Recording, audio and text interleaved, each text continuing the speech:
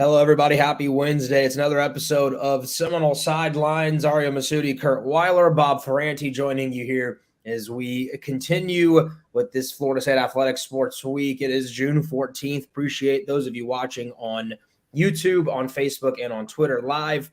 You can subscribe to our YouTube channel, and you can also interact with this show by commenting on YouTube and on Facebook. We appreciate you guys for sticking with us here as we've started the Osceola since August. It's been a lot of fun, and we're getting close to about a year now as an official member of the Rivals.com family. And today we'll spend some time talking about the DNs for Florida State as we start our position group previews over the summer. The staff will be putting out those on FloridaState.Rivals.com, the Osceola.com. You can subscribe there as well. And we get closer and closer to kickoff here for the 2023 season. Curt, obviously a Florida State team last year, defensively took some steps forward. Jared Verse was a big reason for that. He's going to headline a group that looks to be dynamic again, getting into opposing backfields.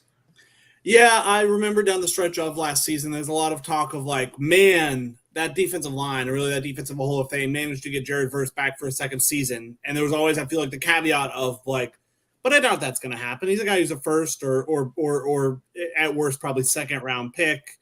And I mean, it just didn't seem likely at all. So, I mean, of all the announcements of returning, I mean, him and Jordan Travis, I think, definitely resonated the loudest, although there were a lot of impactful ones. It's a big deal. I think, I mean, that LSU game kind of right off the bat early in his career, we saw the type of impact he can make, the type of player he can be. I mean, against Gray, you see why he was one of the more coveted players in the transfer portal, why basically everybody wanted him. And yeah, I think that being said, I mean, you saw the pass rush impact, and you saw, I think he was limited down the stretch somewhat with an injury, maybe never reached that form again. But I think he was right to identify there are some areas of my game I could round out. I think I could be a little better against the run. I think I can be a more complete kind of every down player. And if I do that, I mean, you look at him, he has all the makings of a top 10 pick if he kind of puts it all together. I think he looks the part. I think he plays the part. I think it was betting on himself to be sure by coming back, but it's, I think, a bet that could absolutely play out because, I mean, he has a chance to be a really impactful player this year. I think it's a good bet in the long term for Jared because, like you said, could he be a top 10 pick 2024? I think you're maybe not selling yourself short. I think you love Florida State. If you're Jared Verse, you love the work. A guy like Jared, I think we always see him smiling. We always see him. He's got a love and a passion for everything that he does in the game. And, you know, to some extent, let's applaud Battle's End and the NIL opportunities that are out there for these guys who desire to come back to campus and maybe further themselves in the classroom, on the football field as leaders. It really is a good opportunity for Jared, for the program, obviously, to build around him. And if you're looking at the top reasons why, you know, we're also high on Florida State, yeah, it's a Jordan Travis, it's a Johnny Wilson, a Trey Benson, Jared Verse, and the list goes on and on. I mean, all this returning talent is why you think Florida State can unseat Clemson and have a real shot at an ACC championship. Curt, you mentioned he was one of the big announcements to come back, and it was potentially a first-round pick, definitely at worst a second-round pick, probably in this past draft. Do you feel like this will be a season in which we see Jared Verse stamp himself as arguably the best defensive end in the ACC and one of the best in the country? Yeah, I mean, I wouldn't be surprised at all. There are other candidates, but I wouldn't be surprised at all if next month he's the ACC preseason defensive player of the year. I mean, without digging into all of it yet, I would say I'm probably leaning towards voting for him because, I mean, of the impact he had, even I think being at less than 100%, playing through an injury for portions of last season. I think a year in the system, a year at this level of college football helped him. I think he learned some valuable lessons and was really impactful during that. But I think he can come out the other side. I mean, maybe even take that production to another level this fall. I think he's absolutely in contention to be an All-American type. They're going to need him, Bob, right? Game 1 against LSU, similar to the way that he played last year. You feel like if FSU is going to slow down that Tigers offense, front four is going to be very important, and Verse is going to have to win a lot of battles there one-on-one. Yeah, I feel like this is going to take on a different shape from that 22 game in New Orleans, where, it was LSU's first game, first year coaching staff. They had a lot of uncertainties. I'm sure there's a lot of plays where Jaden Daniels would say, I'd love to have that back. I'd love to have the experience of stacking games and knowledge of your receivers, your offensive line, just that cohesion. On the Florida State side, you've got a lot of veterans. You've got the Jared Verse on one side. You've got a Patrick Payton on the other. But I think, again, with defensive end, and we'll get into it later too, to me, it's not who starts. It's about that deep rotation. We've always heard from coaches, you must be very, very good on the defensive front, and then tackle, and just have enough bodies to be fresh, to get after the quarterback, because it is very much with the spread offense or any type of offense. It feels like you're running sideline to sideline constantly, whether it's a mobile quarterback, whether it's a running back. We've seen a lot of wheel plays. Wheel plays are what can trip up defenses too. So, but in the end, you've got to have that kind of depth on the front. And when you have a Jared Verse, when you have a Patrick Payton, you feel really, really good about where you are as a defensive front. Yeah, I think when you look at I think a lot of people looking at that FSU-LSU game are pointing out, hey, LSU last year had a pair of freshman offensive tackles who were playing their first game in college football, and then I think by the end of the year, they were notably better than they were in that first game. But you also can't ignore, like you said, how much Jared Verse, I think, has grown, and how much other players on that defensive line, it goes beyond Jared Verse, have grown. I think talking about one while maybe not paying attention to the other equally, doesn't do a fair testament to the strides Florida State made last season. Yeah, 100%. Also a thing that I was thinking about earlier this morning was the fact that, Verse is now in his second season in Tallahassee. Obviously last year, very talented, but now I think he can take a step forward as a leader as well, right? And kind of be a vocal personality within those huddles. He's got a great personality on him already. He ain't afraid to be vocal.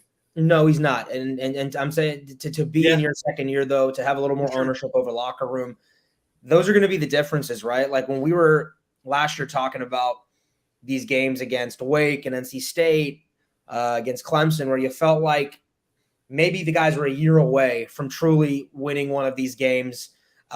Maybe it is that year experience for Verse that allows him to kind of keep the guys together when things aren't going well, and to make just those one or two plays that change the course of a game and put you on the right side of the win column. And so looking forward to Jared Verse. Do you guys feel like that D end group as a whole, we're going to talk about Pat Payton here in a second. Do you guys feel like that D end group is going to take a step forward as an entire unit? If you're asking about as an entire unit, to me, sorry, Bob. I think it depends on kind of some of the questions in that group hitting. What do you get from Byron Turner? What do you get from Jaden Jones? I think you like the top three, and beyond that, there are questions that I think could be proven. Oh, we shouldn't have really questioned them. These guys are kind of they're taking the step they needed to take, and I think there's also a world where there are questions that don't really get answered beyond those top three, if we're being honest.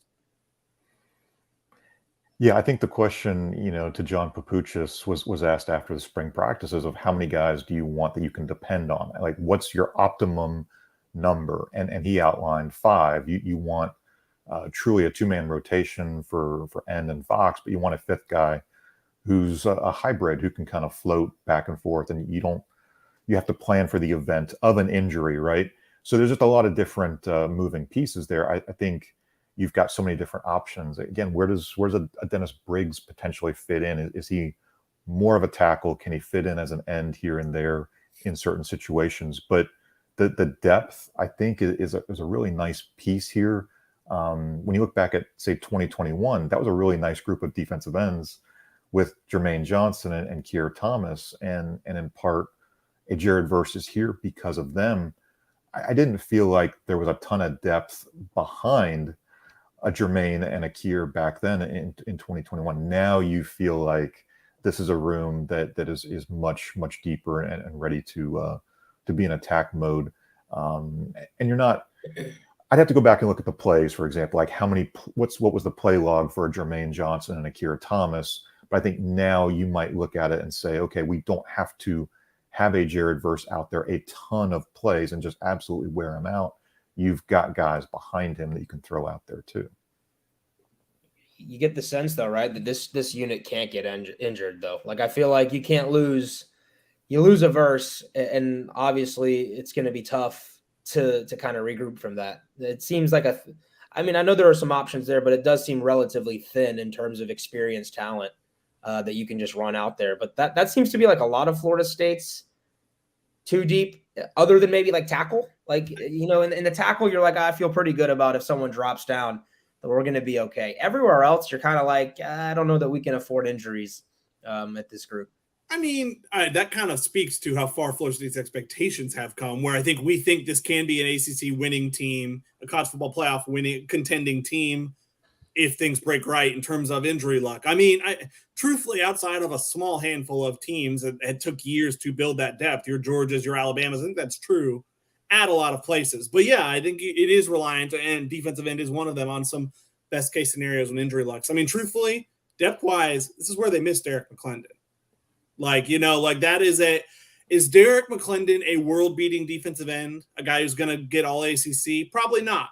Is he reliable and can play a lot of games and reps and snaps and has played a lot of games and reps and snaps at Florida State? Absolutely. He wanted – I imagine somewhat he could see the writing on the wall of I'm probably not going to be the starter. I think it seemed clear that, I mean, just in terms of upside, I think Jared and Pat Payton were going to be the starters.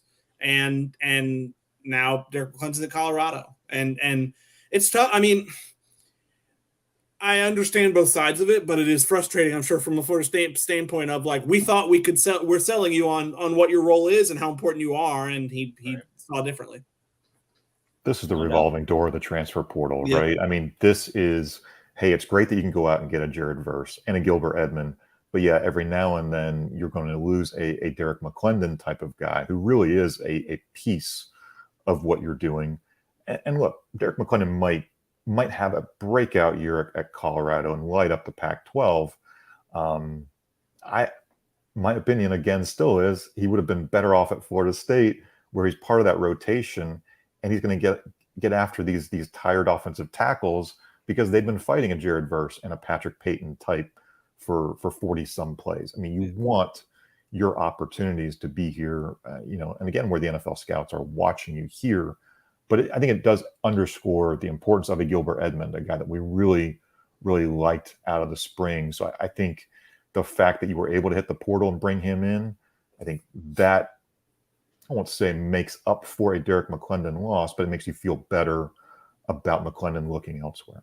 You can't not take a Gilbert Edmond over hopes of keeping Derek McClendon happy. And what if Derek leaves anyways, and then you didn't take Gilbert Edmond? I think you have to kind of, I mean, it's, I think, a smart guy to bring in. You look at the stats, I mean, especially in terms of pass rush, not the most impactful, but I mean, you look at him run, you look at how he is an athletic freak. I think he's a guy, he talked about some schools wanted to recruit him as a linebacker. That's how athletic he is, like an outside linebacker type who could kind of be in coverage more and also serve as some of the pass rusher blitzer type. But he wanted to play defensive end, and Florida State wanted him there. And I think he was a guy who I'm interested to see what he looks like. I think he's a really strong third option. I mean, I think he could come in potentially at either of the Fox or N spots in relief of Verse or Payton. And I think can be really impactful. I mean, we've seen the track record of what Florida State's done with defensive ends coming in. I think it's a credit to John Papuchis. It's a credit to Adam Fuller. I think it's entirely possible Gilbert Edmond, maybe not in a starting role, but is the next one. I think you're going to see Adam Fuller use him predominantly, like you guys said, defensive end, but it wouldn't surprise me to see him on stunts and twists and lining up maybe over the nose tackle at times, standing. They're going to find some different unique things to be able to do with him. And he's a low floor guy, right? Like it's a guy that played at South Carolina in the SEC, and you feel confident about the competition he faced for a couple of seasons. You feel like it translates, and you just kind of know what you're getting. And that's important. And that's a big deal for Florida State. And you know what?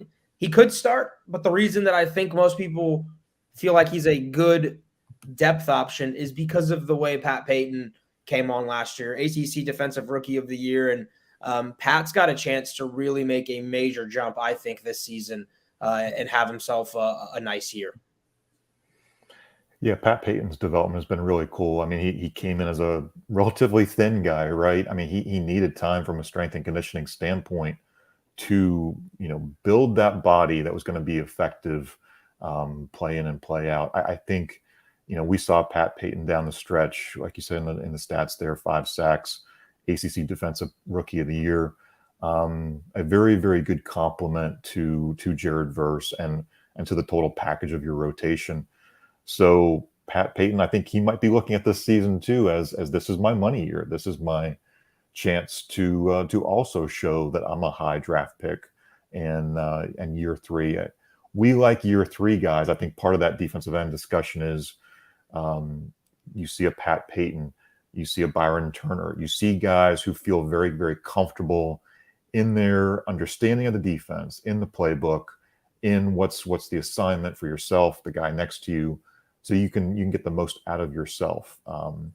Pat's a guy who I think we've really, really enjoyed watching and we think very highly of.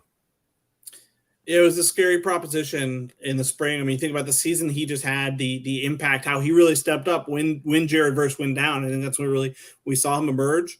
And then Mike Norvell and a few others talked about him maybe being the most improved player this spring. I mean, if he's able to take it to another level, which you would expect him to, I'm sure he learned some valuable lessons from how much he kind of got thrown into the fire as a redshirt freshman last year. And yeah, it's a scary proposition. I mean, if he adds more weight, if he continues to shape that body, I mean, he has grown into being, I mean, from being the skinny guy he was when he arrived to, I mean, looking the part of a really impactful defensive end. And it's what he did last year, you add weight to that. I mean, you'd imagine it can kind of round out his game and elevate his game even higher and be quite a 1-2 punch with Jared Verse. He had some sacks in some big games too. Oklahoma came to mind. Had one at Miami. Mm-hmm. I want to say he had one against Wake Forest as well. Like, he's played well in important games for Florida State. And as a young player, that's very impressive.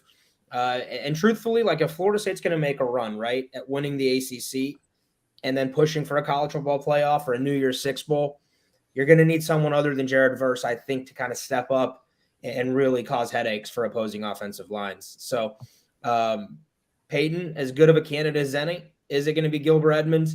Potentially. Having that depth is important. Having a couple of guys, though, step up and be really good, I think is important as well. Some other options for Florida State that could step up this season. I've got Fiske and Briggs at the end, but just because they're versatile and can play outside. However, between Green, Turner, and the junior college transfer Jayden Jones, do you guys think one of those three will step in and be an important part of Florida State's team this year? I think one of them has to be. I think you're circling one of those three as the fourth guy, most likely in the 2 deep. Yeah, I think my money might be on Byron Turner just because of the experience at Florida State, what he showed us in the spring. I mean, if there was a beneficiary of Derek McClendon opting to transfer kind of mid-spring, which was really awkward, obviously, but a Byron Turner stepped into that role. With Jayden Jones, again, he had that early season junior college ACL, so he had to have surgery, missed the JUCO season. But he said consistently, he feels like he's going to be as close to 100% to give it a go when August camp starts. So you've got time to feel it out, to learn, to be on that practice field and see what you can do. I kind of look at Jayden as a guy who maybe could be that hybrid fifth defensive end that John Papuchis is talking about looking for. Again, it's unfortunate you didn't get a chance to see him in the spring. You would have liked to have that, but I think he was a guy who was out at practices, in the film rooms, kind of listening and learning along the way. So there are some benefits of having him here, from strength and conditioning, rehabilitation that might have sped up his process. So I think there are some, let's say, wild cards for sure in this group. You don't really know what you're going to get, but their ceiling is pretty cool. Yeah, and these are a couple of guys too that I think will have to, like Curt said, step up, and one of them has to be an option for Florida State in that 2 deep. And again, you're going to have seasons in a season where there'll be dink and dunks, and nicks and knacks, and some guys will be missing at least a few plays here and there. And I like Jaden Jones's game a lot, just from looking at his tape. He's another one that I think could step in. Obviously, with Fisk and Briggs, two guys that can play outside if you need them. I'm interested to see how Florida State uses, Briggs and Fisk, who we haven't really seen yet, by the way. Missed most of spring, if not all, trying to heal up. But the versatility of that D-line, I think the Noles have options to be able to be effective no matter the outcome for Adam Fuller. They definitely have options, and it should make for a fascinating preseason of just of kind of narrowing down that too deep and that group that you imagine they're going to really rely on. I mean, like you talked about, does Byron Turner carry over?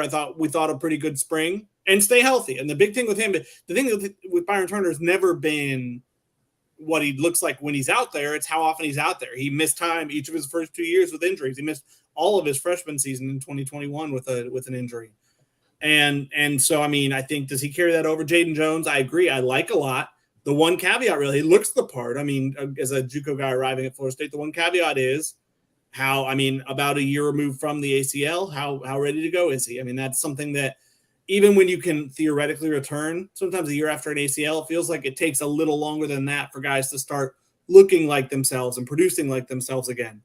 Is it in a spot where, I mean, Lamont Green, I'm not quite sure is ready to be in the too deep, kind of what we saw freshman year, what we've seen in his first, 12 or 16 months on campus. I think still could have a future here, but I'm not sure I'm really throwing him in that category. And so, yeah, is there a world where you have to maybe play Fisk or Dennis Briggs outside more than you wanted just out of pure necessity? In theory, absolutely. And so it makes the preseason camp big for finding that out.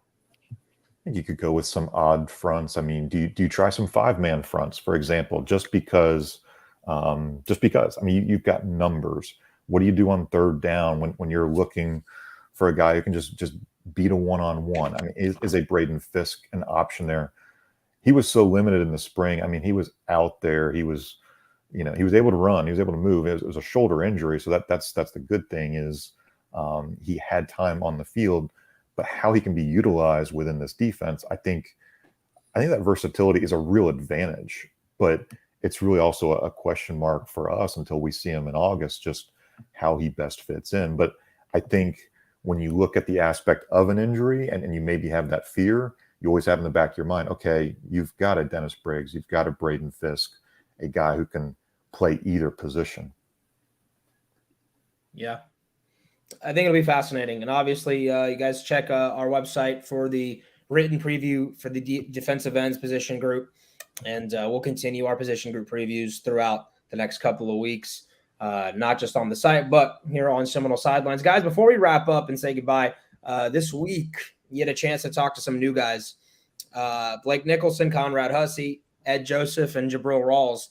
What were some of your takeaways from getting an opportunity to interview these guys for the first time? And what are you hoping to see out of them as they get their feet wet in Tallahassee and their first fall camp? I can talk Blake Nicholson, Bob. I wrote about him. He's on the website. I wrote about him yesterday after the interview. I mean, he's a fascinating guy, obviously coming all the way from California, kind of far and away the furthest traveler to Tallahassee to kind of enroll as a part of this 2023 class. He was a guy who I think we liked a lot, obviously in need of linebackers. I'm curious the role he can step into right away. He talked pretty candidly about he was a great two-way player in high school. He ran for, I think, almost 4,000 yards his last 2 years of high school in addition to playing linebacker. And I think he's excited. He said, look, I'll miss running back a bit for sure, but I'm excited to see what I can do, kind of focusing all my attention, spending all my time on being a linebacker. And he's a guy, what's his role year one? Does he he might be the fifth guy. It's possible. Like if an injury were to happen, he probably plays special teams. And I think he's a guy who, when you're losing, potentially multiple linebackers off this 2023 team, could be a starter as soon as 2024. He definitely looks the part. And he talked about, he's a guy who in today's football where athleticism is kind of key on defense and They try and space you out, guys who can move well, guys who are sideline to sideline linebackers. That's how he described himself. I mean, it seems like he described himself to Fred Warner with the 49ers, but in that regard, it reminds me of Kalen DeLoach. That's how Kalen DeLoach plays. He's all over the place. You can use him in so many different ways, and I think that may be kind of a similar path that he takes at Florida State. Yeah, Blake kind of strikes me as a smart running back with instincts who loves to hit. And I think, we talk about runners and hitters, and that's kind of the linebacker that you might really want big picture. I think Blake is going to be a guy that Florida State fans will see a lot of in 2024, but how much do you get him on the field, say special teams and as a reserve? Obviously, there's a lot of games that we think Florida State might pull away. I mean, do you see him in some of those lesser, non-Power 5 type games for Florida State?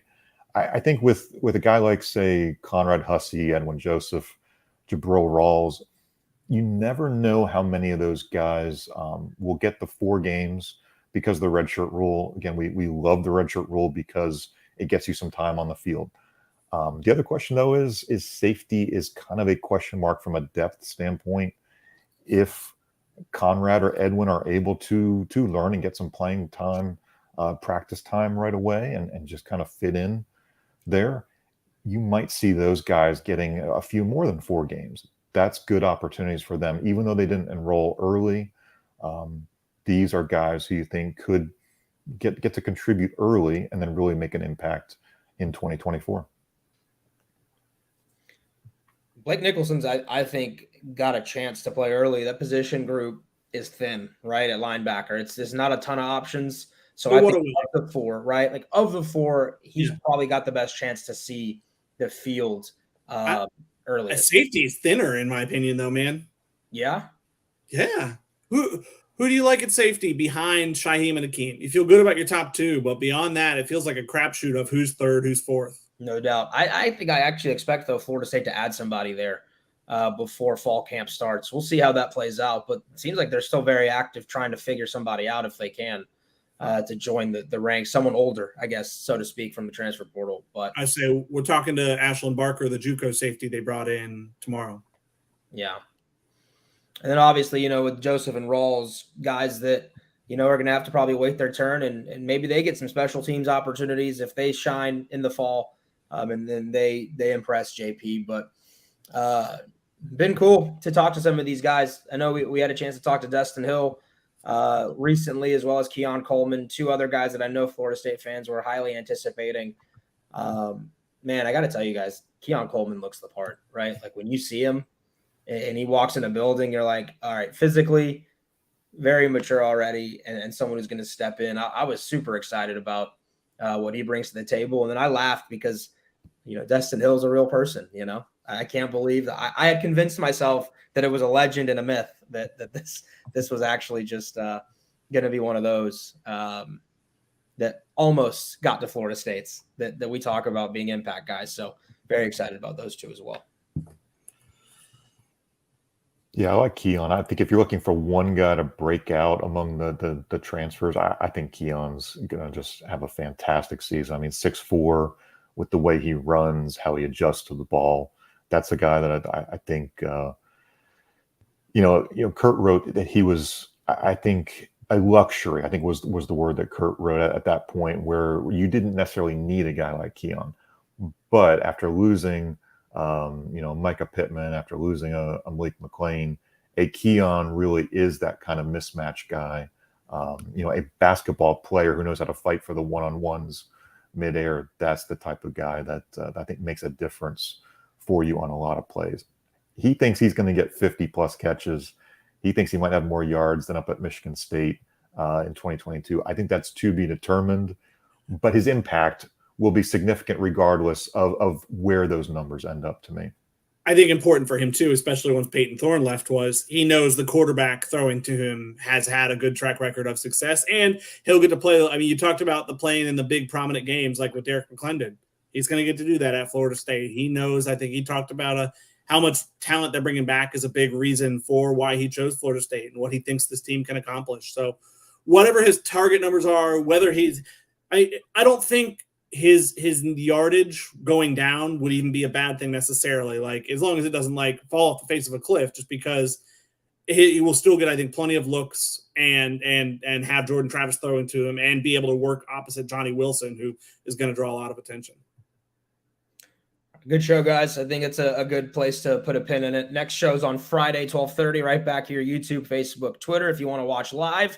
And these are always available as a podcast on Apple, Spotify, wherever else you get your favorite podcast. Please like and subscribe. Subscribe to theosceola.com. We appreciate you guys. And we will talk to you soon on Friday. For Bob Ferrante and Curt Weiler, I'm Ariya Massoudi, and this has been Seminole Sidelines.